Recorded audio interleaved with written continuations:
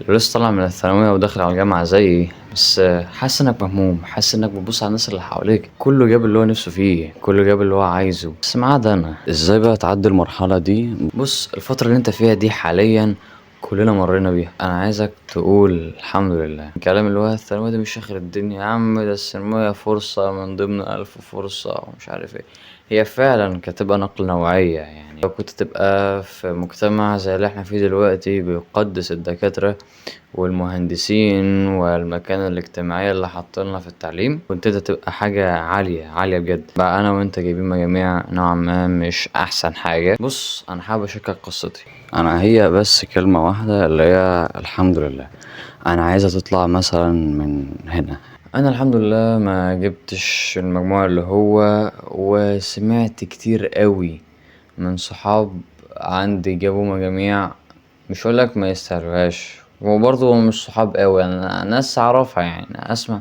وسمعت من ناس اعرفها عن مجاميع ناس تانية انا اعرف عنهم، والكل معروف عنهم، المدرسين اعرف عنهم ان العيال ديت يا جماعة ما ما تجيبش مجاميع، بس برضه جابت. ويا ربنا يسهلهم يا عم، ربنا يرزقهم. انا عمري ما كرهت الخير لحد، بس يا رب، يا رب انا عايز الخير ليا كمان يعني. يا رب خدني معاهم.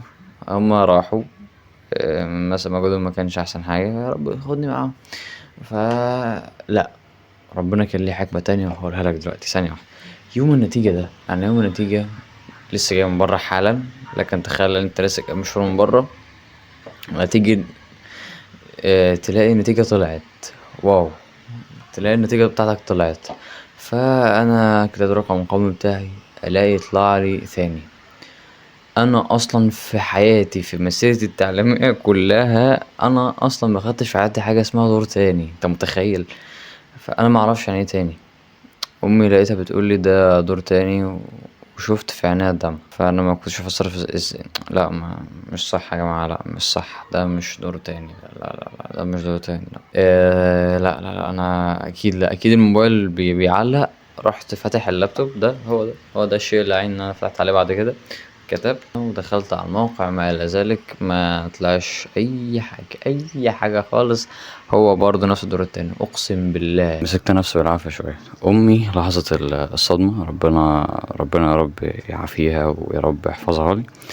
هي ما اهتمتش، يعني هي زعلت اكيد، وكان باين قوي على فكره في وشها ان هي كانت زعلانه. بس اللي حصل بقى ان هي قالت لي يا محمد روح صلي ركعتين شكر. يا امي ركعتين شكر ازاي؟ ركعتين شكر ازاي؟ ده انا لسه جايب دور تاني، ازاي ركعتين شكر؟ معلش روح صلي ركعتين شكر واشكر ربنا ان هي جت على قد كده. اكتئبت يومين 3. مش هقولك اكتئاب، بس هو كان فعلا الاكتئاب الفعلي بجد هو اول يوم بس. الباقي كله كنت مثلا يعني مقفول، نفسي مقفول، قاعد مثلا مش على بعضي، فاهم؟ مش على بعضي خالص، قاعد كده اللي هو مقفول من الدنيا كلها، انا مش عايز اعمل اي حاجة. بس بعد تالت يوم ده انا قعدت بقى اللي هو خلاص بقى يا عم، انا مش هقعد اكتب كتير، خلاص بقى انا مش هقعد اتقفل كده كتير، انا عايز اقوم بجد. فانا قمت بقى خلاص، قدر الله ما شاء فعل وتمام. برضه استغربت اللي هو ازاي فاهمني؟ ازاي اصلا يحصل لي حاجه زي كده ومش هصبر؟ لا ده انا اشكر، انا زي ما تقول كده ممكن الشيطان لعب في دماغي شويه شويتين 3 انا ساعتها يعني. اعوذ بالله من الشيطان يوميها، وانا كنت فعلا في قمه يأسي وجزعي. بس امي كانت دايما بتصبرني وتذكرني بالله. ألف حمد وشكر ليك يا رب، أنا متيقن إن الخير جاي. أمي كانت بتردد في البيت كله إن الخير جاي، بس أنا مكنتش عارف فين. قعدت كده بعدها بيومين 3 4 5 6 مستني الخير ده، بس بسعى. وعلى فكرة أنا إنسان الجزع ده بالنسبة له شيء بجزع كتير قوي بصراحة يعني، اللي هو بس المرة دي سبحان الله أنا ربنا صبرني جدا بعد الركعتين إن أنا صليتهم دول. وأنا بحمد ربنا إن ربنا خلاني أصليهم. ليه؟ لأن أنا دلوقتي مفتوح لي باب، أنا أكاد أجزم إن هو مفتوح لي بسبب الركعتين دول. حابب أقولك إن فعلا الخير بيجي، بس أنت تقول الحمد لله. أنت لما فعلا بتقول الحمد لله من قلبك هي بتيجي. اقتنعت ساعتها يقينا ان كل حاجة لها تدابير، ان بجد دي تدابير ربنا، وانت ان شاء الله مستقبلك جاي، انت اللي انت هتخشه واللي انت هتجيبه عاجلا ام اجلا جاي. بص، الكلمتين اللي انا عايز اقولهم لك ان بجد الخير اللي انت عايزه جاي، الخير اللي انت نفسك فيه، الخير اللي انت بتحلم بيه، يا رب انا عايز ده، والله جايلك،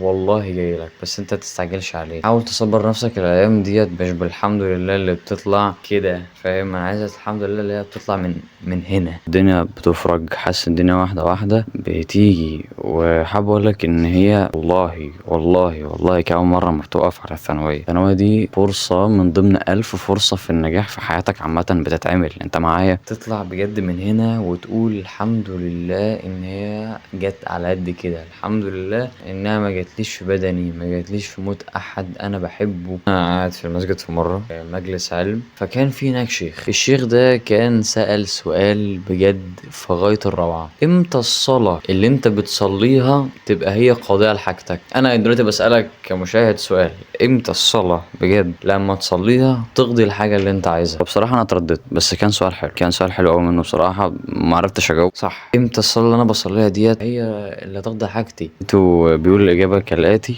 ان انت لما انت تبقى مقتنع 100% ان الصلاة اللي انت رايح تصليها ديت هي اللي هتقضي حاجتك، فهتقضيها ان شاء الله. فطبعا يعني ازاي انت لما تيجي بتطلع صدقة، ما انا صدقة من مال صح، بس في حد بيقولك لا يا عم انا ربنا ما زودنيش، لا لا ما حصلش، انا ربنا مش عارف ايه. انت ما طلعتهاش بالنية اللي تخليها تزيد في مالك بجد. ولو ما زادش في مالك المفروض يبقى عندك اصلا يقين. طالما انت عندك يقين بحديث ما نقص صدقة من مال، يبقى عندك يقين بحاجة تانية، ان هي لو ما تعوضتش في مال اتعوضت في حاجة تانية. فاهم حاجة؟ فانا عايزك تاخد نفس الكونسبت هنا. فانا مش عايزك تقول الحمد لله اللي هو الحمد لله بتاعت التسليك دي، اللي هي الحمد لله الحمد لله وخلاص. انا عايزك تقول الحمد لله لما تيجي انت فعلا فعلا تقولها، تطلعها من قلبك عشان ربنا يجازيك بيها. الحمد لله يا رب انها جت على قد كده، الحمد لله ان هي ما جاتش زي ما قلت لك في موت حد انا بحبه. فانا عايزها تطلع من جوه قلبك، ولما تطلع بجد من جوه قلبك هنا صدقني هتلاقي الخير اتفتح لك من حاجات كتير. بقول لك انه فعلا دي الحقيقه. الكلام اللي انا كنت بتريق عليه في الاول اللي هو الثانويه دي مش اخر المطاف ومش زي الكلام اللي بيسيك بيه كل حد، ده فعلا حقيقه. في مجالات تانية عادي، مش هي دي كل الكليات اللي في العالم، في كليات تانية تقدر تخشها. اي كليه اللي انت فيها دلوقتي تقدر لو انت اجتهدت فيها تنجح، ولو مش في كلية خالص المجال اللي انت فيه لو اجتهدت فيه هتنجح. فعلا في طرق تانية. عايزك تفتح قلبك معايا، عايزك تفتح دماغك معايا. الموضوع فعلا في ايدك، الموضوع فعلا في سيطرتك، انت ما طلعتش بره الزون. وزي ما قلت لك ما تزعلش، الدنيا كلها كده، الدنيا كلها فرص بتروح وتيجي، الدنيا كلها فرص بتخبط فيها ومشاكل ودنيا زي ما قلت لك دنيا. يعني انا مش عايزك تقلق، الخير ربنا جايبه، الخير جاي، الحياة اللي انت بتحلم بيها اللي انت نفسك فيه والله جاي. فانا عايزك بس تقول كده الحمد لله، عايزك تتيقن ان بجد بجد ربنا عاين لك الخير في حتة تانية. انا وانت بقى، يعني انا وانت، انا مش بعيد عنك، زي ما قلت لك انا جايب دور تاني. انا مش عايزك بقى اللي هو تقف محلك سر تكتئب زي ما حصل لنا في الثلاث اربع ايام. والله ندمان عليهم، انت متخيل؟ والله ندمان عليهم ان انا قعدتهم من غير حاجه، وقلنا الحمد لله ورضينا بما قسمه الله لنا. وانا مش عايزني انا بس اللي اقول الكلام ده، انت تقوله معايا دلوقتي: رضيت بما قسمه الله لي، وان انا يا رب يا رب انا متيقن ان الخير ده كله جاي. والفيديو ده مش معمول ليك انت بس، الفيديو ده معمول ليا انا اكتر، لان انا اوقات بجزع، اوقات كده بيجيلك الشيطان ويمسك حاجات زي كده، بس انا عايزك تبقى انت اقوى، انا عايزك تبقى انت اقوى منه في دي، مش عايزه يخليك تجزع على الخير اللي انت جاي. هو هي عدت ناس كتير عدوها وخلاص، ويمكن الدفعات اللي جايه كمان تشوفها عدى عليهم شهر اهو. فانا حابب اقول لكم هاتوا اخركم. اي حد كمان حاجه قبل كده جيم او جيم مثلا او رسم او محتوى زي اللي انا كنت عامله، يا ريت يسيبه. ليه بقى؟ لو انا كنت ايام الثانويه دي، لو انا ما كنتش سبت المحتوى والجيم والرسم دلوقتي، اكيد كنت هحط الشماعة بتاعتي عليهم. كنت مثلا اقول يا عم ده انا لو ما كنتش بس عملت الرسم والمحتوى كنت زماني جبت مجموعة طب ومش عارف ايه. عشان بس تضمن ان انت قدام مش هتقول حاجة، سيب كل حاجة، سيب كل حاجة، ما تسيبش لنفسك فرصة انك تندم بجد. ده يا اخي بيقولك ان انت حتى لو اخترت ما بين الحاجة اللي انت ربنا كاتبها لك والحاجة اللي انت عايزها، اختار الحاجة اللي ربنا كاتبها لك برضو. اتمنى ان الفيديو ده كان فيه افاده ليك، واتمنى ان الدردشه اللي كانت بيني وبينك الخفيفه دي تكون عجبتك. ممكن يكون حد لسه مكتئب من السنه اللي فاتت على فكره، عادي يا جماعه، هو الموضوع فعلا يقفل، بس زي ما قلت لك انت لما تيجي بتطلع الحمد لله الحمد لله من قلبك، ربنا بيفتحها في وشك. كل الحاجات اللي انت نفسك فيها تتحقق، بس عايزة بس شوية صبر ووقت ومجهود وحمد. احمد ربنا على اي حاجة وكل حاجة بتحصلك في حياتك، لان ده بجد السحر كله. تقوم كده تقول الحمد لله انها جت على قد كده. ولو انت لسه في الاكتئاب ما تفك عنه، تبدا بقى تشوف حياتك، تشوف نفسك. لو عندك واحد صاحبك في ثالثة ثانوي محتاج يسمع الكلام ده زيه زيك، ابعته الفيديو ده وابعته لأي حد في ثانوية عامة أو مش في ثانوية عامة. الكلام ده لكل الناس على فكرة. احنا بيجيلنا حاجات كتير في حياتنا بتخلينا نقع، وكلام زي ده فعلا بيقوم الواحد، وانا ذات نفسي برجع لفيديوهات زي كده او نوعا ما جزعت شوية. لو عجبك الفيديو ده متنساش لايك واشتراك في القناة، وسلام.